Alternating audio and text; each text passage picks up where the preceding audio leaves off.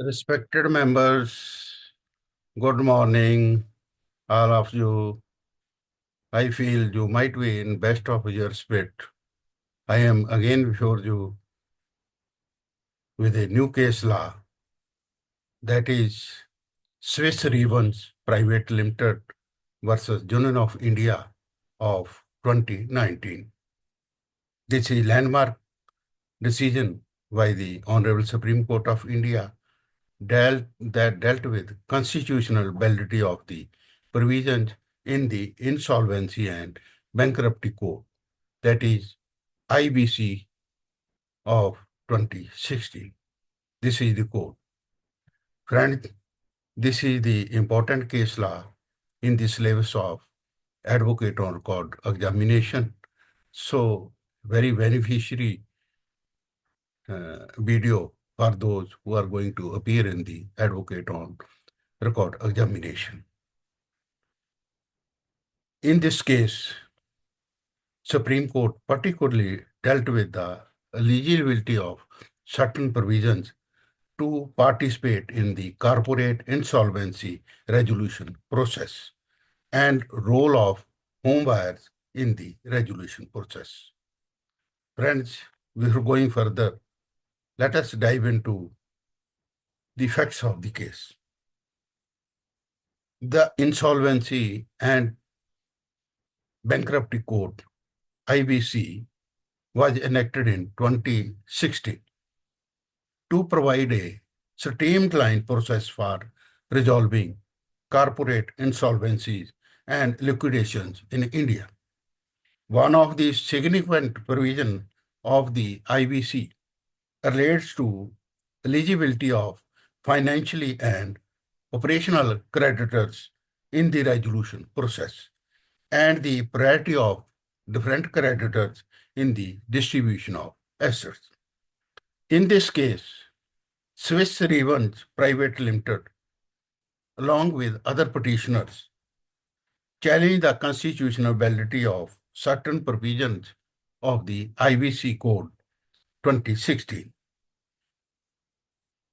regarding the eligibility of home buyer to be treated as financial creditor, the issue of discriminatory treatment in terms of prioritization of creditors under the IBC, the amendment to the IBC, which limited the rights of the home buyers to the corporate insolvency resolution process. So, friends, primary legal issues in the case were, first one was whether home buyers can be classified as financial creditors as per the IBC code, whether the provisions of the IBC that prioritize financial creditors over operational creditors violate the constitutional principles of equality and fairness, whether certain amendments to the IBC which limits the rights of the home buyers are unconstitutional. These were the issues. So in this case, Honorable Supreme Court, in a unanimous decision, upheld the constitutional validity of the Insolvency and Bankruptcy Code, but clarified and elaborated on several key points. Honorable Supreme Court held that home buyers who have paid money to builders for the purchase of flats should be treated as financial creditors under the IBC. This was because home buyers, in a sense, are providing funds to the builder, corporate debtor, for the construction of properties, which qualify them as financial creditors under the definition provided in IBC. The court's ruling was significant because prior to this judgment, home buyers were not included as financial creditor under the IBC, and they had limited rights in the corporate insolvency resolution process. The court recognized the financial interest of the home buyers and their stake in the success of corporate debtors resolution. Then the court upheld the constitutional validity of the priority of creditors as laid out in IBC, where financial creditors, banks, and other leading institutions were given precedent over operational creditors such as suppliers, contractors, and home buyers in the resolution process. The petitioners argued that this prioritization violated the principles of equality and fairness under the Constitution. However, Honorable Supreme Court observed that IVC was a legislative policy decision and differentiation in the treatment of financial creditor and operational creditor was based on rational qualification, and under the Supreme Court further held that such differentiation was not arbitrary or unconstitutional, as it was grounded in the economic realities of the insolvency process. The petitioners also challenged certain amendments to the IBC that limited the right of home buyers. The court ruled that amendments were in line with the constitutional framework and did not violate the fundamental rights. The court emphasized that IBC was intended to promote business efficiency and that the legislator had the authority to make amendments to improve the insolvency process. Honorable Supreme Court upheld the overall constitutionality of IBC as a mechanism designed to address corporate insolvency in a time-bound and efficient manner. The court acknowledged that the IBC had brought about significant reform in the corporate governance and insolvency process in India, and that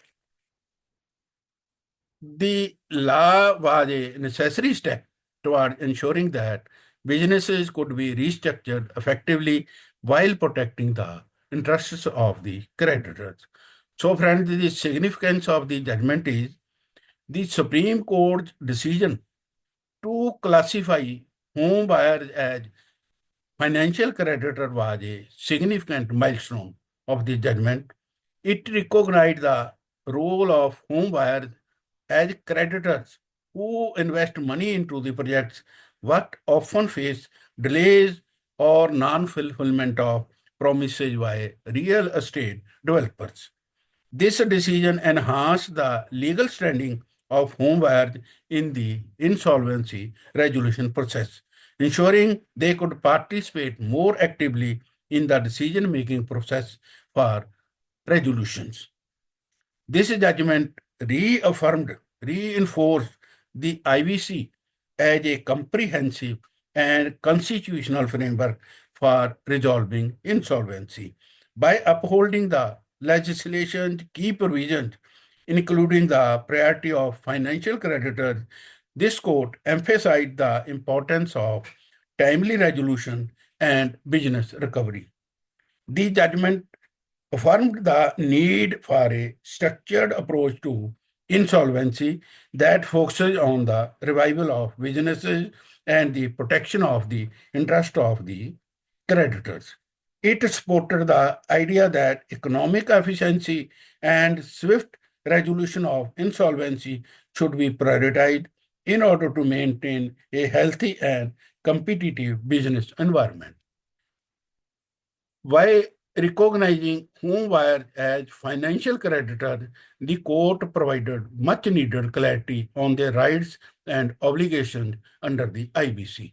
It also opened up opportunities for home buyers to have a say in the resolution process if the developer went bankrupt or faced insolvency.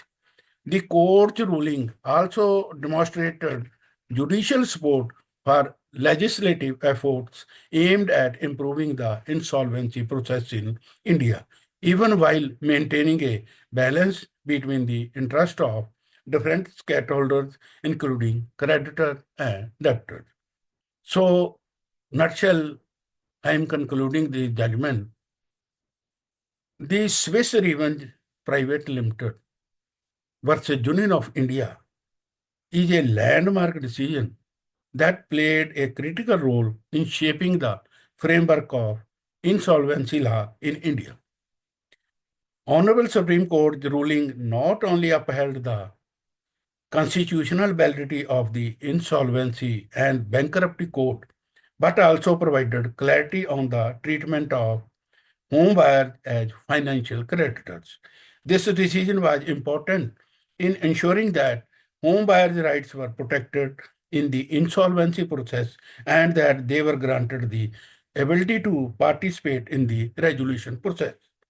At the same time, the court validated the priority of financial creditors and supported the efficiency-driven approach of the IBC in resolving corporate insolvencies. So this is very recent judgment, friends.